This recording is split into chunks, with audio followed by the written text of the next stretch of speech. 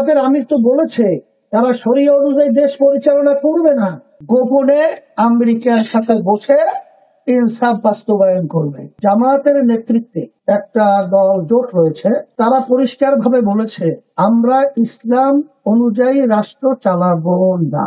তারা রাষ্ট্র পরিচালনা করবে বর্তমানে যে প্রচলিত নিয়ম রয়েছে সেই নিয়ম অনুযায়ী তারা রাষ্ট্র পরিচালনা করবে।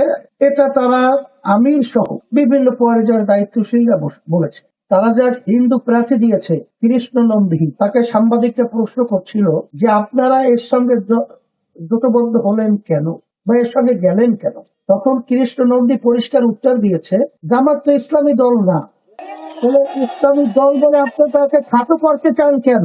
জামাত তো ইসলামী দল না, ইসলাম বলে তাকে খাটো করতে চান কেন? একবার না কয়েক জায়গায় এটা বলেছে। তাদের সাথে জোটবদ্ধ কর্নেল অলি সাহেব পরিষ্কার বলেছেন যে জামাতের আমির তো বলেছে তারা শরিয়া অনুযায়ী দেশ পরিচালনা করবে না।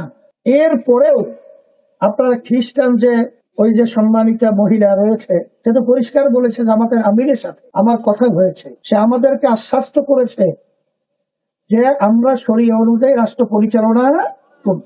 শরিয়া মানে কি? ইসলামী হলো শরিয়া। শরিয়া মানে কি? আমরা নামাজ পড়ি, রোজা রাখি, হজ করি, জাকাত দেই, এইটাই শরিয়া। এই অনুযায়ী রাষ্ট্র পরিচালনা করবে না। তারা কোন নীতি আদর্শ অনুযায়ী রাষ্ট্র পরিচালনা করবে? যেই নীতি আদর্শের মাধ্যমে আমরা দেখেছি হাজার হাজার মায়ের কোলগুলো সন্তান হয়ে গেছে। সেই নীতি আদর্শের মাধ্যমে আমরা দেখেছি যে এদেশের টাকা বিদেশে পাচার হয়ে বেগম পাড়া তৈরি হয়েছে। এদের পরিচালনা আমরা দেখেছি রাস্তায় মানুষ নামার পরে গুম হয়ে যেত, ঘরে গেলে খুন হয়ে যায়। নতুন ভাবে এই নীতি আদর্শের মাধ্যমে তারা ইনসাফ প্রতিষ্ঠিত করবে। কোন ইনসাফ? গোপনে আমেরিকার সাথে বসে ইনসাফ বাস্তবায়ন করবে। গোপনে ভারতের সাথে বসে ইনসাফ বাস্তবায়ন করবে।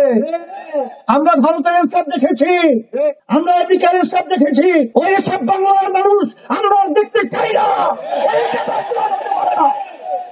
আর খালেদ সাইফুল্লাহ সাহেব হুজুর যে ইনসাফ প্রতিষ্ঠিত করবে, আজকে বাংলাদেশের ভিতরে একটাই দল রয়েছে, একটাই মার্কা রয়েছে, যেই দলটা যেই মার্কাটা বাস্তবায়ন করতে চায় ইসলামী নীতি আদর্শ শরিয়া।